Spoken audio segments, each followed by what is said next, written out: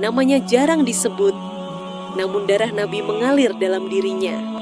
Ia menyaksikan tragedi paling kelam dalam sejarah Islam, lalu tumbuh sebagai wanita paling cerdas, paling tegar, dan paling mulia di zamannya.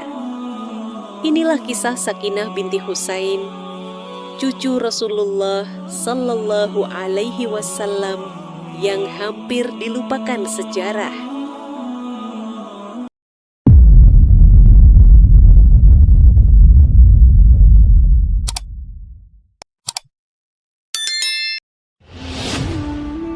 Sakinah binti Husain lahir sekitar tahun 50 Hijriah di kota suci Madinah. Ayahnya adalah Al-Husain bin Ali, cucu kesayangan Rasulullah. Ibunya adalah Rabab binti Imra al-Qais, wanita mulia yang dikenal berhati lembut. Nama aslinya adalah Aminah, namun ayahnya memanggilnya Sakinah karena dari kecil ia memancarkan ketenangan, kedamaian, dan kehalusan budi pekerti. Sejak kecil Sakinah tumbuh dalam rumah Ahlul Bait, rumah yang dipenuhi ilmu, ketakwaan, dan cahaya adab. Sakinah kecil tumbuh dengan kecerdasan yang menonjol. Ia belajar sastra Arab, syair, sejarah, ilmu agama, dan adab mulia. Rumah ayahnya menjadi tempat berkumpulnya ulama dan penyair besar. Ia mendengarkan, memperhatikan, lalu mempelajari semuanya. Para tabi'in memuji kefasihannya. Sakinah dikenal memiliki pemikiran tajam, lidah yang lembut namun tegas, dan akhlak yang mencerminkan keluarga Nabi.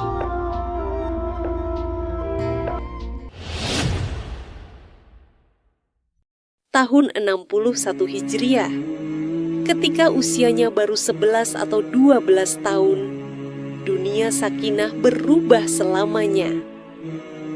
Di padang pasir Karbala, ia menyaksikan ayahnya, Husain bin Ali, dikepung dan dibantai. Ia menyaksikan paman, saudara, dan keluarga tercinta syahid satu persatu. Jeritan, debu, darah, semuanya ada di hadapan mata seorang anak perempuan yang masih begitu muda. Setelah pembantaian itu, wanita dan anak-anak Ahlul Bait ditawan, termasuk Sakinah yang digiring ke Kufah dan Syam dalam keadaan lapar, kehausan, dan penuh ketakutan. Namun di hadapan penguasa zalim, Sakinah berdiri dengan keberanian luar biasa. Ia mempertahankan martabat keluarganya dan menunjukkan bahwa Ahlul Bait tidak pernah tunduk pada kezaliman.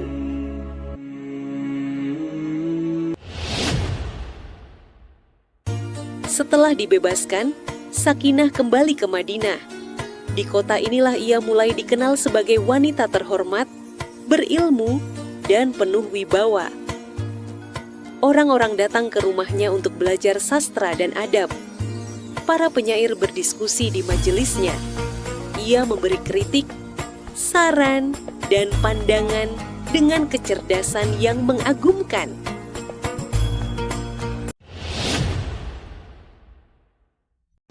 Catatan sejarah menunjukkan bahwa Sakinah menikah dengan Abdullah bin Al-Hasan bin Ali, seorang lelaki mulia dan keturunan keluarga Nabi dari Al-Hasan bin Ali. Namun pernikahan itu tak berlangsung lama. Abdullah gugur sebagai syuhada pada tahun 72 Hijriah. Riwayat mengenai pernikahan-pernikahan berikutnya memiliki perbedaan di antara sejarawan. Namun yang pasti, Sakinah menjalani hidupnya dengan menjaga kehormatan, kesucian diri, dan keluhuran akhlak.